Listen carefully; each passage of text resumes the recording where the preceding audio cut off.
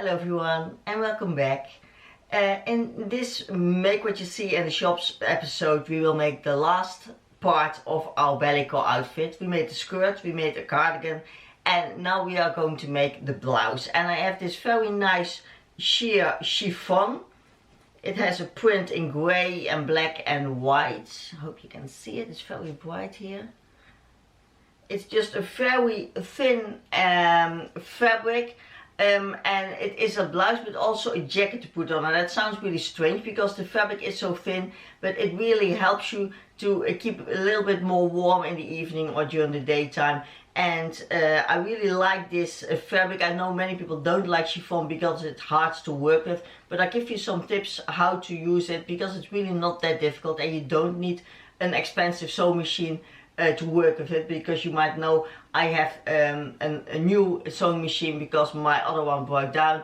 I bought a very expensive one and I was not happy with it, and now it's almost back to zero because I have a very basic sewing machines, and just with simple tricks you can also sew with these fabrics that are really not that difficult. You just have to know how to do it. So we will make a blouse today. It will be a very nice one. You can wear it underneath your cardigan, also just on its own, or just to throw over a tank top or something when it's too hot. I have a hair on my lip. So I hope you like this too. We have then the whole outfit together, so at the end I will show you how you can wear it. Of course you can also wear all the pieces separately because they are very versatile to wear. And if you happen to like the top that I'm wearing now, it was my very first video on my YouTube channel. It was very awkward because you might know that I don't like to be in photos or on videos at all. So I was really a bit cringy when I watched it back. But this top is one of my favorites. It's a very nice one. It has a partly open back and it wears very nice. It's a viscose. You might know I like viscose jerseys. This is a viscose too. It is a very flowy and not that heavy and not that warm as a cotton jersey is. So I'm a fan of the viscose jersey. If you like this one, I will link it down below in the description box and also here in the corner if you like to see that video. I maybe make this blouse too. So I will show you how we're gonna make this chiffon blouse. First I found that picture on the left hand corner and I like that one, but then I found the one on the right and also the little pictures. I found another one similar like that, but I think I deleted that picture. But I liked it even more. It is of course of the sheer fabric that makes it very lightweight, and it has flounces on the neckline, which I very much like because the fabric is so light and thin. You can get away with some bulk along the neckline without getting it too bulky. The sleeves are also very nice, but I won't make them like that. I will make the sleeves just normal straight on, because for my short body it is a little bit too much with those ruffles along the bottom of the sleeves.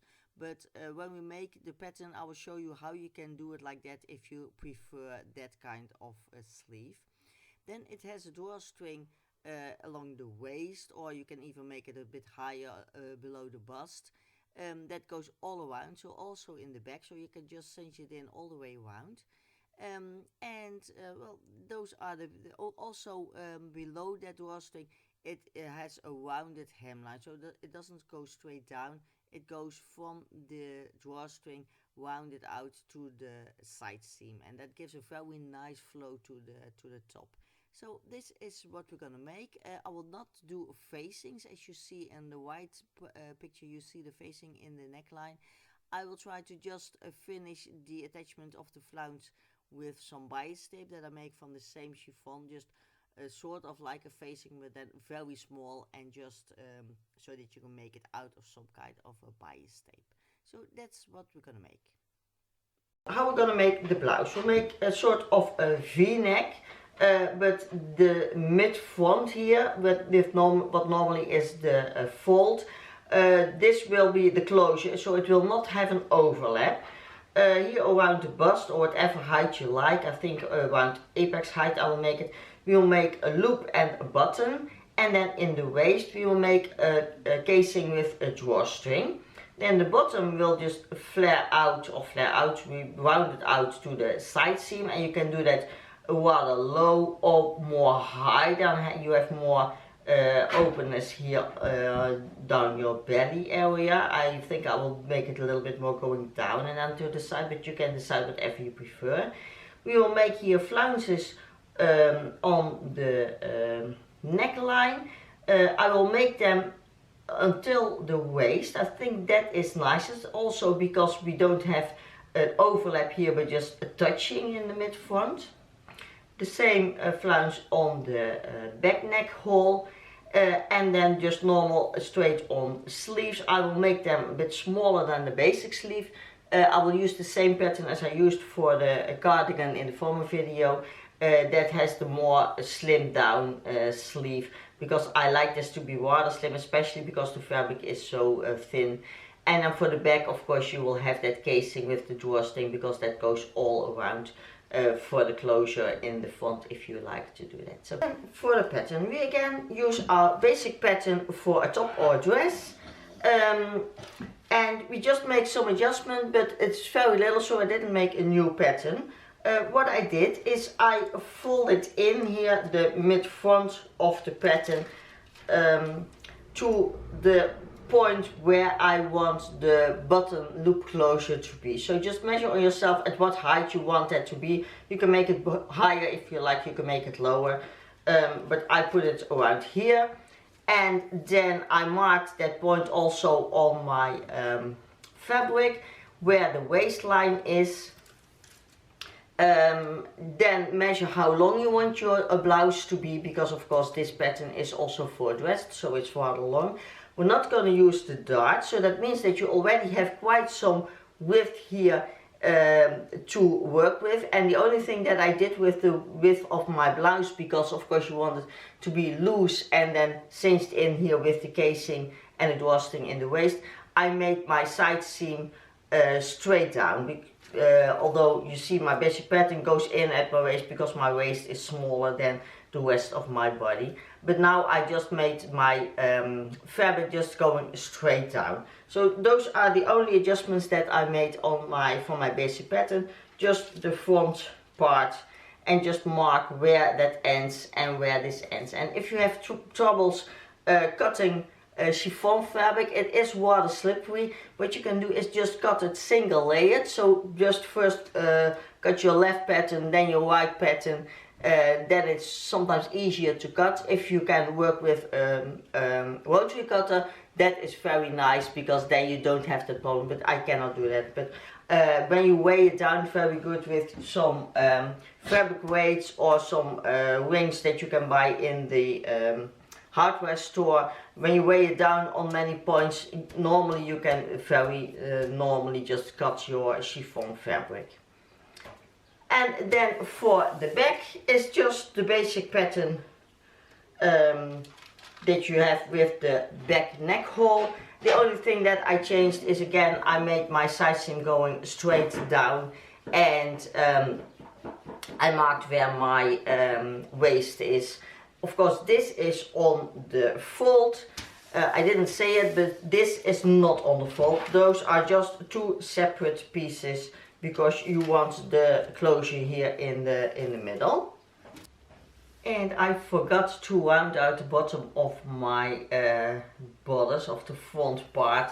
So what I did is I put some pins here on both the left and the right part, and I took my ruler, and with some chalk I marked the line that I wanted to make from the waist going down to the bottom hem, and I just cut that off. And then you have a nicely rounded hem, nice rounded edge that you can hem later on. And for the sleeves, as I said, I used my sleeve pattern that I made for the cardigan. It is just a slimmed down version of the basic pattern. I lowered the head of my pattern. Let's lay it like this, then you can see it better. I lowered here the head of my pattern, of my basic pattern, and I took in a bit of my side seam or my sleeve seam, but I made it a little bit wider here at the bottom, because I don't want it really to be too tight. This was 10 centimeters, I think, and now did it 12 or something. So you can use that. And if you don't have the pattern made for the cardigan, you can use your basic pattern for a sleeve. and you can, if you want, lower down the head of your sleeve a bit. The only thing you have to notice is that when you do that, the measurement of the head of your sleeve must stay the same as the armhole width. So the this opening of your armhole, that has to be the same dimension as the head of your sleeve, the head, half of the head of your sleeve. So then you can just make changes here on the head of your sleeve. And what I forgot to tell you is here where we attach the flounces to the neckline, I will use a sort of a bias tape. I will just use the same fabric and I make a little strip that I use to finish here the neck hole and most of the front line probably to finish that, and I will use it just like a bias tape. I won't make a bias tape out of it, but I will sew it on, fold it back, fold it doubled, and then top stitch it, and then you can very nicely here finish the neck hole without too much bulk. I don't want to make a facing, so I think I will do it just till the waistline, and then just make a normal small rolled hem here on the bottom of the blouse. But this part here, the neck hole part, will be finished with a sort of bias tape, just a small strip of fabric.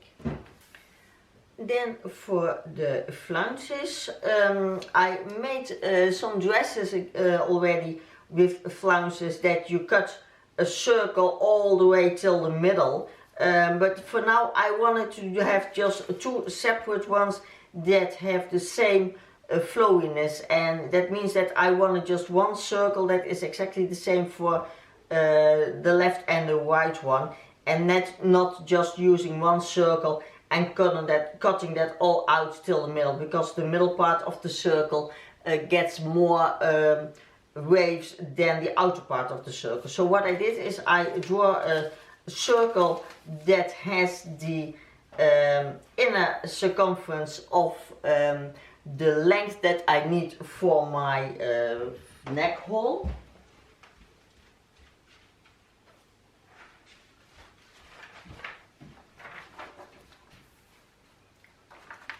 So this part, is one part that I wanted for me is 24 centimeters. So I measured the circumference here, the inner circumference of my circle to be that 24 centimeters. And you can measure out how to draw that circle by the formula 2 pi r is the circumference. I will leave that down below.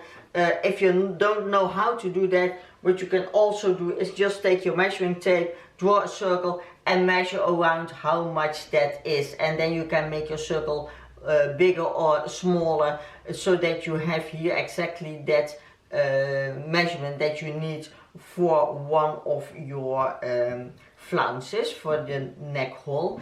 Then I want my flounce to be around 5 centimeters wide, so I made a circle that is 5 centimeters wider than the inner circle. Then you can just cut that out, make an opening. I did that also on my paper, and then when you put that onto your neck hole, you see you get nicely waves here at the outer side of your flounce. And I did cut on some seam allowance here on the inner side, not on the outer side, because I will use just a tight zigzag stitch to finish these edges. If you want to finish it with a rolled hem, then make sure that you cut on a little bit of seam allowance here on the outer part of your circle. And what I did for the back neck hole, of course that is way smaller. That was only, I don't know, 14 centimeters.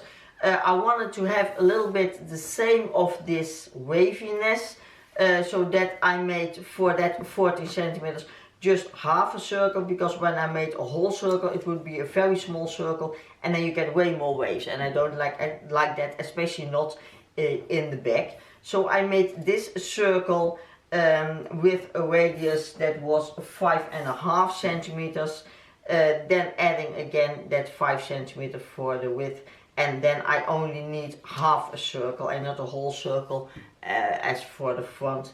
And then when you stretch that out, then you have just about the same waviness as for the front. So now we're gonna start sewing, and what I would recommend when you sew with chiffon or silk or any other kind of very soft and thin material, always use a new needle. I would do that for any new project because new needles are more sharp, then you get a nicer finish.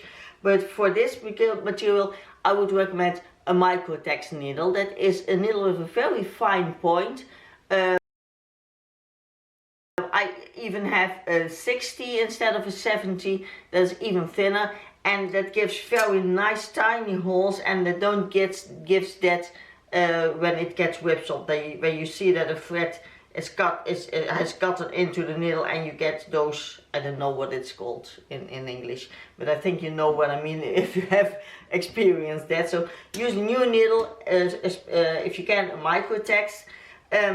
I will mostly use my serge, at least for the seams, but you can certainly use just your normal sewing machine with normal stitching and a zigzag. But what is also very nice if you don't have a serger is use French seams, and it means that you start by sewing with the wrong sides together, then you cut off most of your seam allowance, and then you flip it over with the right sides together, and then you have an enclosed seam that gives a very nice finish. And you can certainly do that. I have a tutorial video how you can do that. I will leave it up here and down in the description box if you need some help with doing French seams. I will use my serger. That means that I can sew and finish the edges at the same time, and I like that very much. You will mostly on all my projects see me using my serger most of the time. So we're going to start with the shoulder seams, of course, and the side seams. So take your back borders. I have to take my pin out here where the waist is marked. And also when you use pins, also use pins that are new and also have a very fine point. Then you don't get marks on your garment, because that would be very, very disappointing when you have marks of your pins. So you can also use clips, but I don't really like clips on this thin of a fabric, because it can use indents, or it can just not give a nice aftermath, so I don't like that. So we're gonna put right sides together, the fronts on top of the back,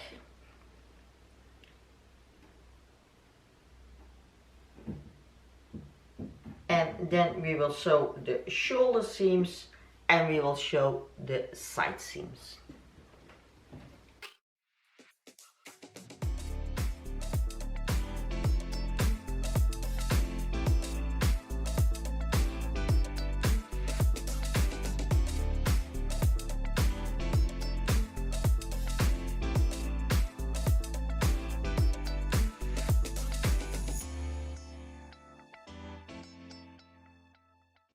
Seam, side seams nicely done. We put this aside, and then we're going to work on our sleeves.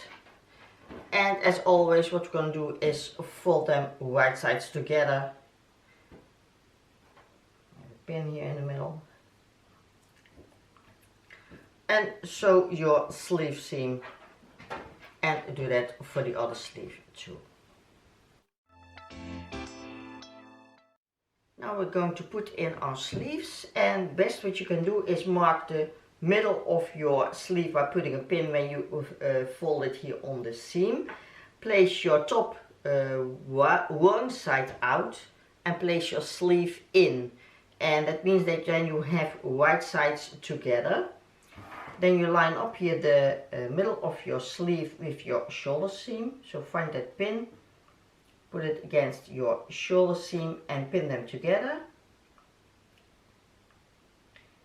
And then you match up your side seam with your sleeve seam and pin them together. And then you can just pin all around your sleeve into the armhole. And when you have these 2 points already together, it's very easy to pin the rest all around.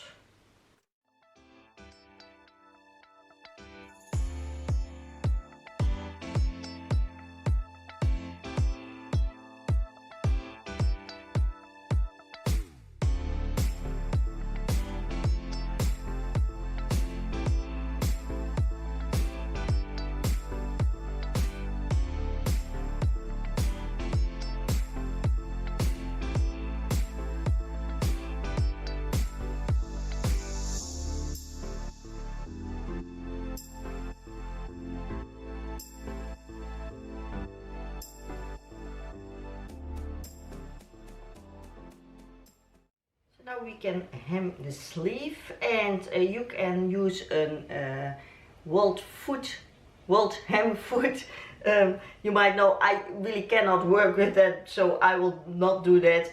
I will just make a walled hem by hand, and that means that I will fold it in very small, give that one first stitching, then cut off the excess seam allowance, and then fold it in another time, and then again top stitch that, and then you can get a very small nice walled hem, just very simple, by just doing 2 stitches. So I will do that for both the hems, both the sleeves.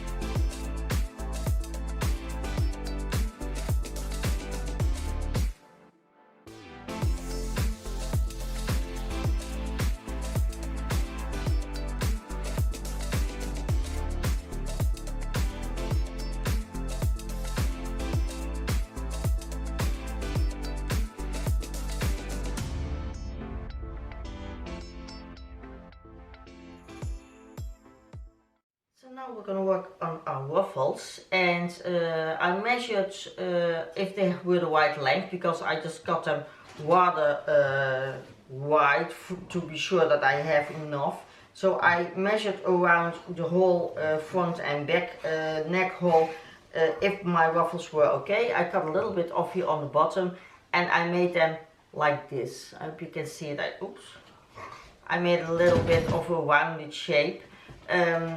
So what we're going to do now is we're going to put them together, the 2 front pieces and the one for the back.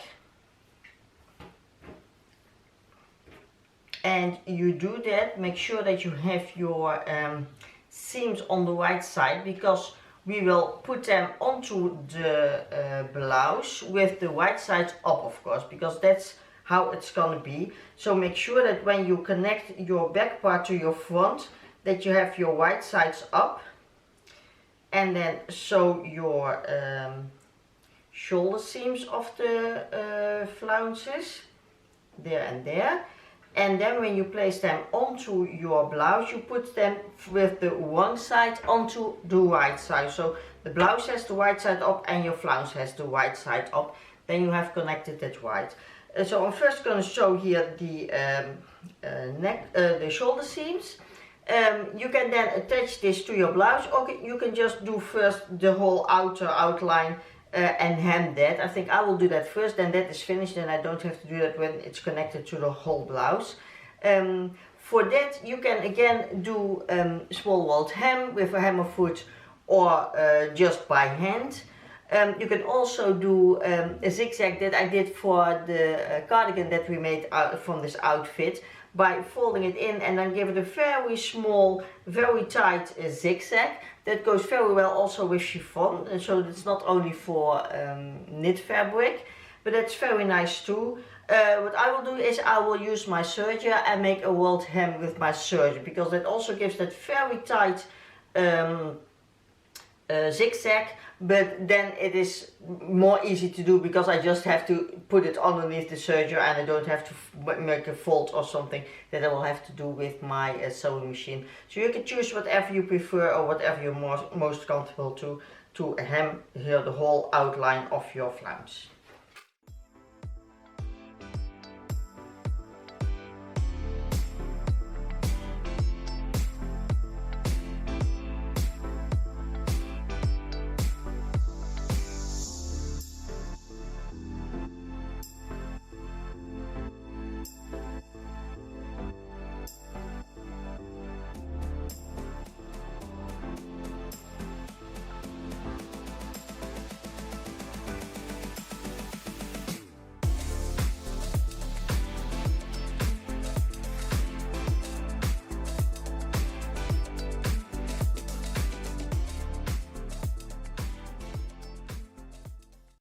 are nicely finished. Now we're gonna attach them to the neck hole all the way around.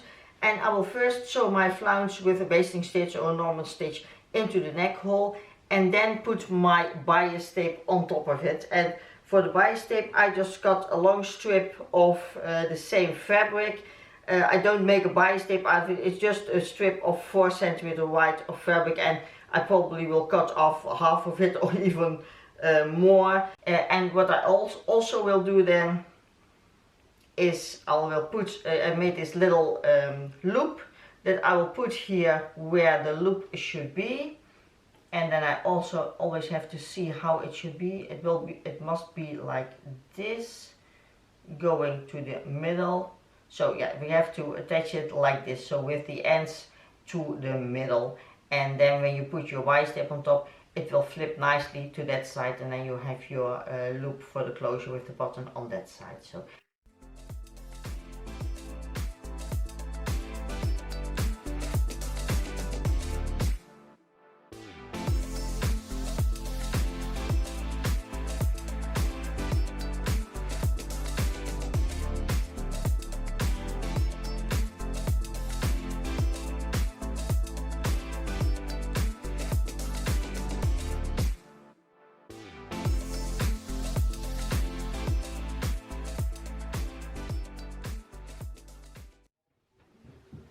So the flounces are sewn on, and then I started to pin the bias tape here onto the flounce. And I decided to not use the strip of fabric as a bias tape, but I just folded it doubled. I cut it 2 cm wide, so I folded double. Now this is 1 cm, and I will sew that folded doubled on top of the flounce.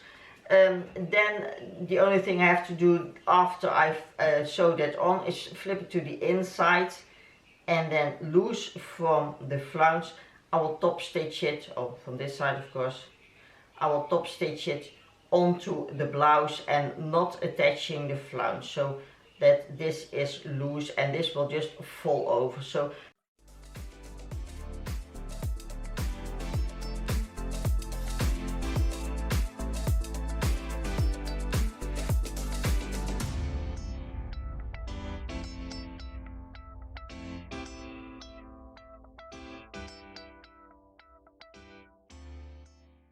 I've now pressed that piece of fabric to the inside, so this will be how it will turn out later, but I pressed this that way and then this to the inside, and then you can top stitch it here along the fold. You can sew it all the way around, but make sure that you don't sew the flounce to it, because we will press that later on back to the outside.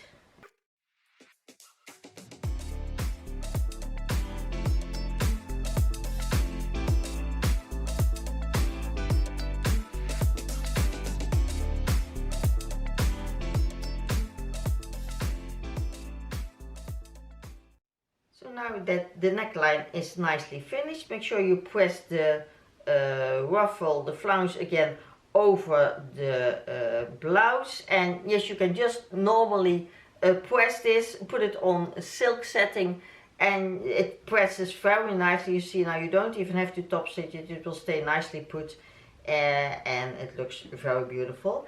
And now we're going to finish the bottom of the blouse, and you have a few options, and I just a few minutes ago decided what to do. What you can do is you can just make a normal small walled hem by hand by folding it in twice as we did for the sleeves, or with a walled hem foot. You can also finish it just with it like this with the band of fabric.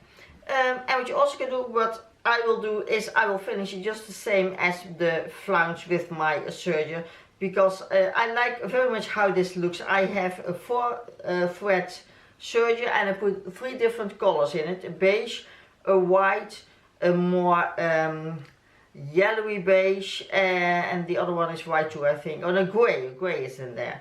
And I think it looks very nice, so I will just do it like that. That is for me very quick and very simple to do, so I think that's also why I choose that. But the other methods are also very nice, give a very beautiful result. So we finished that, and then the only thing we have to do is make here the drawstring in the waist, but I will come back for that.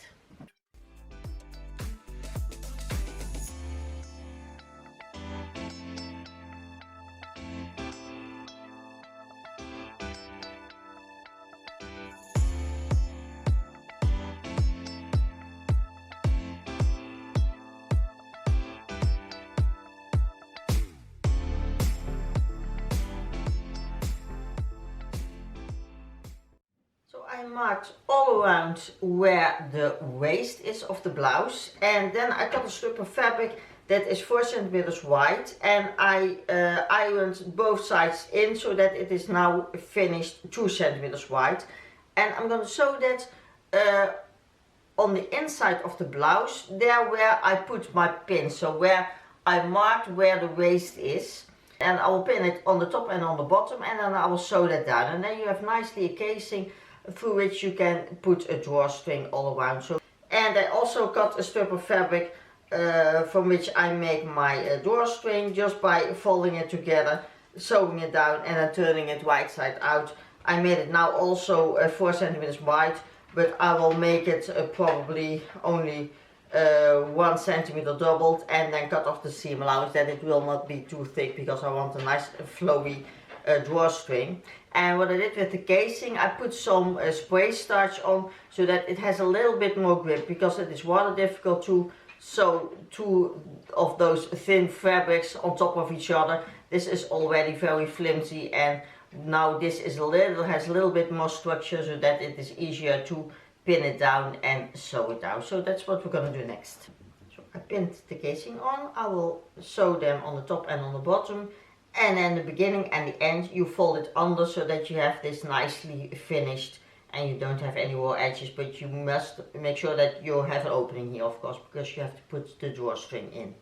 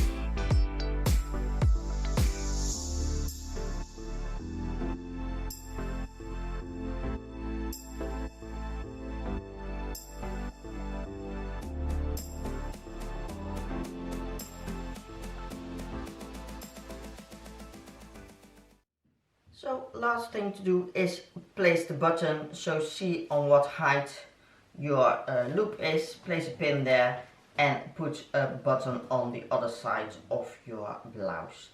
And that is the last step you need to do. And the third and final part of our Balletcore outfit, the blouse. And this is a very nice blouse to have. It's more of a jacket, because I had one in more nature colors, green and brown, and I really want that one out, because although the fabric is very thin, you won't believe, but it really gives you some warmth in the evenings when it's cold, or in the daytime when the sun goes away. And I'm a person that is always cold, but this to throw on is just very comfortable, and it is so thin and lightweight. You can tuck it in anywhere in your purse or in your bag, and you can always have it with you. And it wears very, very nicely. and it just gives you some more coverage and some more warmth around your arms. I saw that the length is a little bit interfering with the top tier of my skirt, so maybe I will make it a little bit shorter, but then I like this length, so I'm not sure. It's just with this skirt that is just a little bit on top of each other, but still I think it looks very nice because this is all so very thin and flowy. It doesn't really look that bad. And I like here the flounces. I put the drawstring in the waist. We can also do it just below bust. That gives a very different outlook, but also I think very nice. But for my body it doesn't really suit me. But this is a really good jacket, blouse, however you want to call it, to have. And I'll give you a more close-up, so you can see even better what it looks. And when I open it up, you can also just wear it like this. Really lovely blouse. Very happy with it. And I hope you like this one too. I hope you like the whole series of the outfit. Please let me know if you like me to do these whole outfits more often. That we have several parts for bottoms, for tops, for shirts or whatever. That I can find that it's nice to put together. And that you can all make it. You have a whole outfit made by yourself that is matching each other. So if you like it, please let me know. I hope you liked the blouse. I hope you liked the skirt. Oh, I will show you also with the cardigan, of course. And when you want to put the cardigan on top of it, it looks like this. I think I will then more tuck the blouse under because I don't like really this layering. But then you have an even nicer layer to warm you up. And let's see when I tuck it under what it looks. I don't have a mirror here, so I cannot see if I done it right. Take something like this. And you have a nice polished look. I thank you so much for watching, and I see you again next time. Bye.